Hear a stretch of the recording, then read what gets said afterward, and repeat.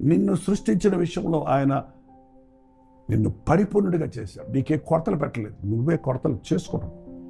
నీ జీవితం కొరకు నిన్న నేడు రేపు నిరంతరము ఆయన ఒక ప్రణాళిక కలిగి ఉన్నాడు. ఆయన చేసిన దానికి ఏది చేర్చబడదు, దాంట్లో నుంచి ఏది నో డిలీషన్స్ నో ఎడిషన్స్, ఏది కలపాల్సిన అవసరం లేదు, ఏది తీసేసేయాల్సిన అవసరం లేదు. మనుషులందరూ తన ఏదో వైవిధ్యం కలిగి ఉన్నట్లు దేవుడు నియమించి చేసి ఉన్నాడు. హల్లెలూయా. దేవుడు పరిపూర్ణుడండి. ఎప్పుడు దేవుని మీద కొరతలు చెప్పకండి. దేవుడు ఏమి ఇచ్చాడు, దేవుడు ఎందుకు ఇవ్వలేదు అని ప్రశ్నలు వేయకండి.